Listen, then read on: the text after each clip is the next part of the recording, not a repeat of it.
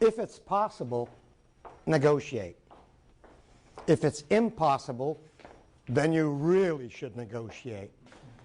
Ladies and gentlemen, may I start this conference asking you one question? Who do you believe are the best negotiators in the world? Children. Kids. Kids are the masters of negotiations.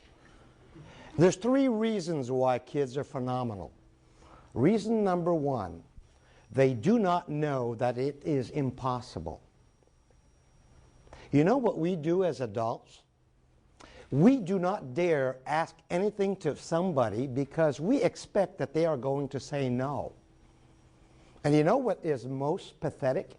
We will hold that person responsible for the no to the question that we never asked them. The second reason why kids are phenomenal, they know that the negotiating process starts with one thing, a demand. Kids are always demanding for something. We are our worst enemies in negotiations because 1 time out of 2 we'll say, I'm not going to ask him because he's going to say no. But kids, like fishermen, they always have their line in the water. They know that even with a prayer, a fish will not jump in a boat. They put their line in the water.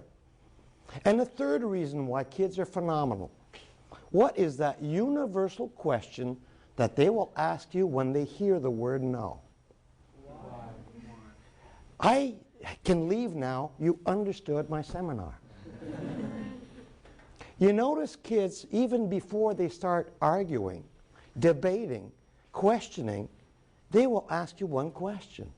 Why are you saying no? Do you know what we do before we prepare for negotiations? We prepare ourselves for a no. If ever my counterpart's going to say no, I'm ready. Kids, when they hear no, they're surprised. Why did you say no? And what is that universal answer that parents will tell their kids when they hear no, and the kid will ask you why? Parents say because. That's the feedback we can give them. That is the 4 years in university, to say because. And then kids, they keep harassing you. Do you know why? All they got as feedback is because. So what they do, they'll put mommy against daddy. They're brilliant negotiators. So ladies and gentlemen, if you want to have fun negotiating, be a child.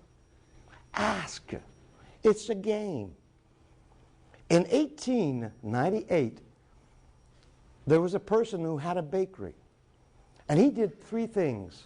The first thing, he took that metal plate and he transformed it. Creativity. Step outside the box. And he started to make that first plate in an aluminum. What would happen, cooking time decreased. Volumes increased. Sales went up. Second thing that he did, he took that plate, which was about 1.5 inches thick, and he brought it down to about 1/2 inch. What would happen when the cake or the pie would cook, it would bubble up. They had a great look. Have you ever heard the expression, the good American apple pie? Well, it was invented with that plate because it would bubble up.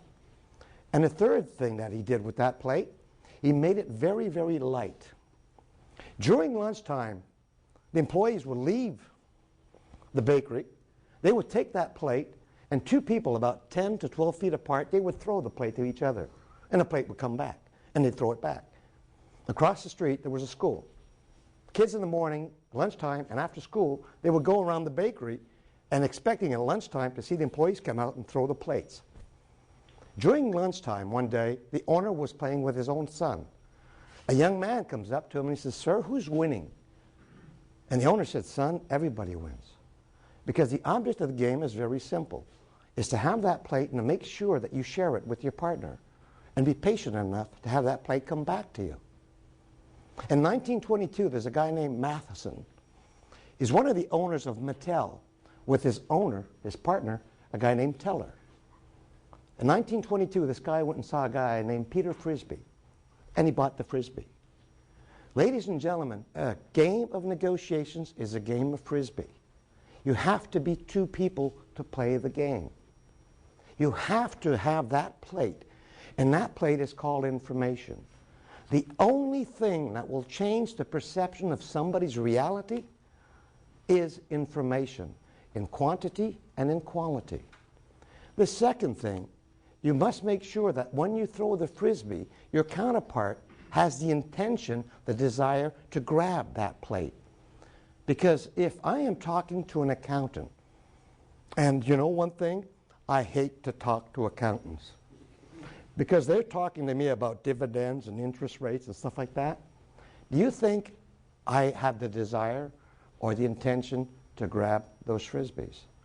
I'm just going to do this, and I'm going to do this. You must send me information that I have the desire or the intention to hold on to. Ultimately, negotiations is trying to get a yes from two human beings. The word negotiations is a word that has been baffled for over 100 years. Because today, negotiations, we think that is only the elite can negotiate. Negotiations is a game of making sure that you get what you want. Yet negotiations is a Latin word which is called negotiam, which was first seen in the 15th century. Ciam means with pleasure. Nego means to share. Negotiations is not knowing what you want, but it's making sure to know what you will give. Ladies and gentlemen, if there's one thing that you should remember when you leave this session, never ever enter a negotiating sessions expecting not to give.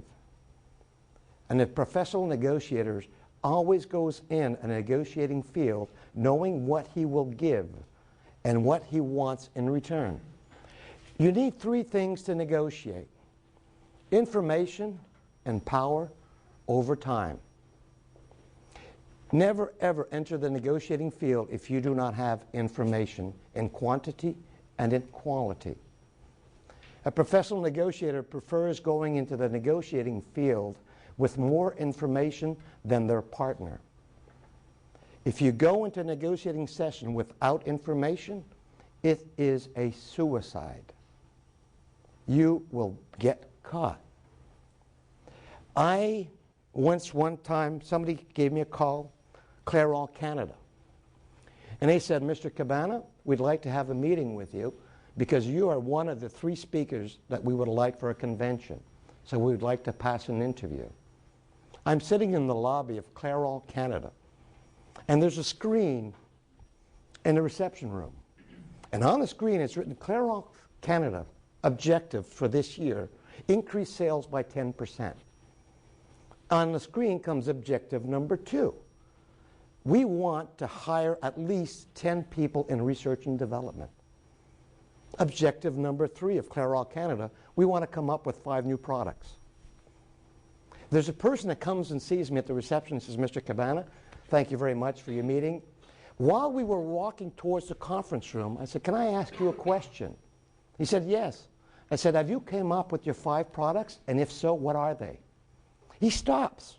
He looks at me and says, man, you're informed. I just read the bloody thing. And he says, do you have another question? Yes. Did you hire your people in research and development? He says, you're really informed. I get into the conference room and there's 3 people sitting there. It was going to be a shotgun interview. Before we start the interview, this chap looks at his 3 partners and says, do you know what he asked me before we start? What are the 5 new products and did we hire the new people? The 3 guys look at me and they go, man, you're informed. He says, do you have any other questions? Yes.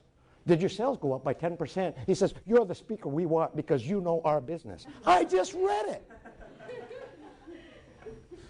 Negotiations is not about you.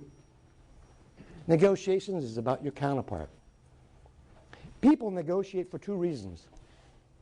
Secret number 1.